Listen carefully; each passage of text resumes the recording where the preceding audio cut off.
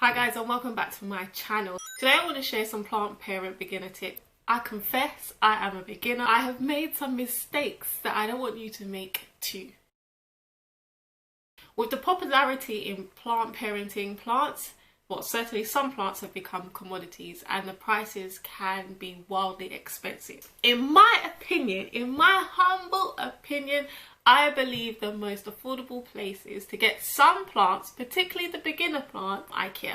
For example, to make the comparison fair, it's important that we look at the size of the plant, which is usually measured in centimeters.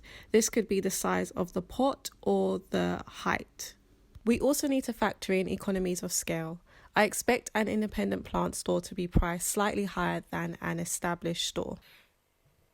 Probably the most biggest con, and certainly within the situation that we're in right now, coronavirus, is the fact that they don't deliver. And from my experience, it seems as though what they have on their website doesn't necessarily mean that it is going to be in the IKEA near you. B&Q is also another great place to find plants. Now their range is hit or miss. The prices are mid-range. It's not as low as IKEA, but it's certainly not as expensive as, we're not mentioning any names. And they do deliver some of their plants. B&Q, in my experience, is the ultimate place to get terracotta pots. They are so affordable there. For example, this one, I'm pretty sure all of them are under £3. I've also got this smaller one. B&Q terracotta plant pots, chef's kiss. Another great place to get plants is at the supermarket.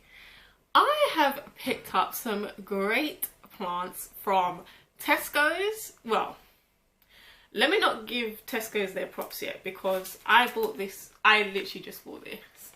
And I don't know how that's gonna run. And I've noticed with Tesco's plants, they have almost like expiry dates on them. So it will say like fresh for up to 14 months or so. I bought a plant from Sainsbury's.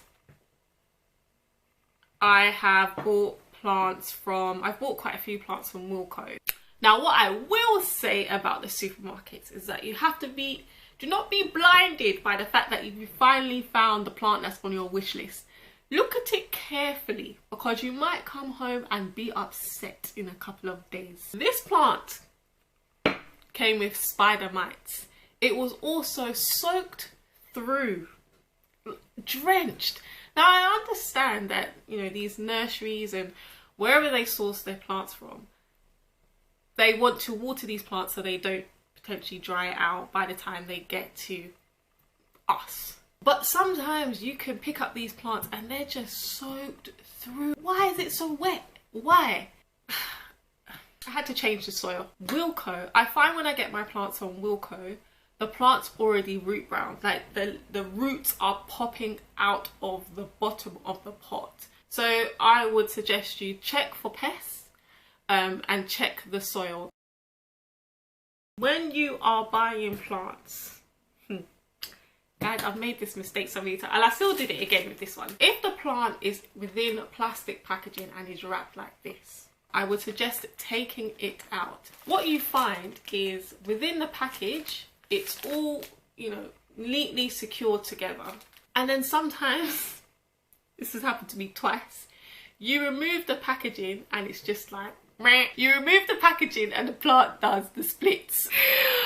I'm laughing, but I wasn't laughing when I took the Monstera. I took a Monstera out of packaging like this and it just collapsed. Anyway, we move.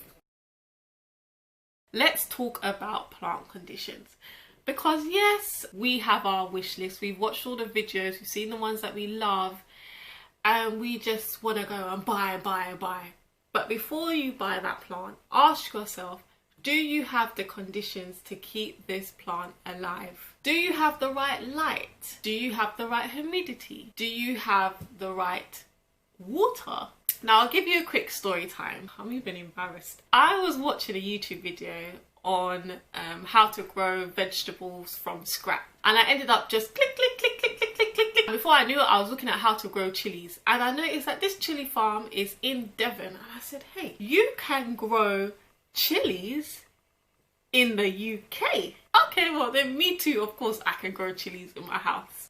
Guys, do I have a greenhouse? No. Do I have a heat mat? No. Don't even have sense at this point. I've managed to grow this. I've definitely made progress, and there's one that looks promising.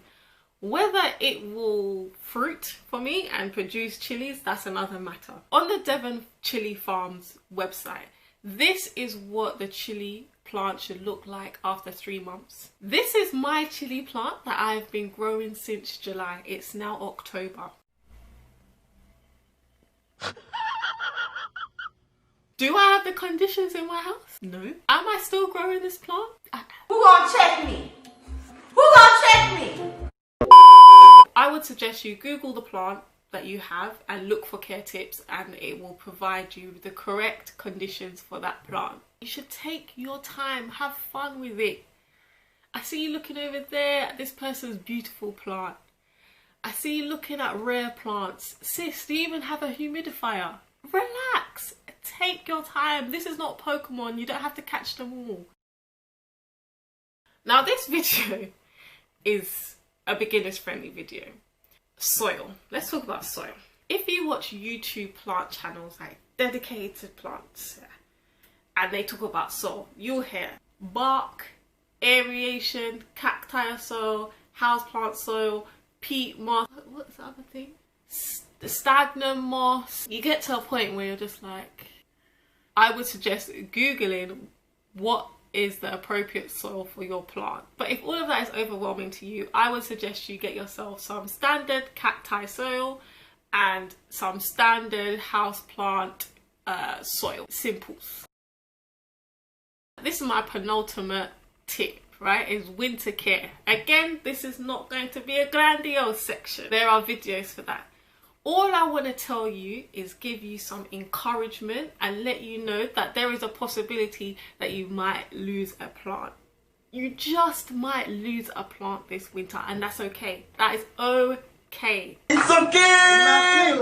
It's okay, it's okay! Last but not least, find you a plant friend, because with any hobby, right, you get this new thing, you're excited, you want to talk to somebody about it, but if they're not into plants, like, the conversation's not gonna flow. It's not gonna flow, and you're just gonna look like a crazy plant person. In fact, if you want to have a chat about something plant related, just put it in the comment section. We can have a chat. We can have a chat. Did I say lastly before? Well, this is lastly. This is actually lastly. Enjoy the process. Anyway guys, that's all from me. Peace and love in every language. Bye.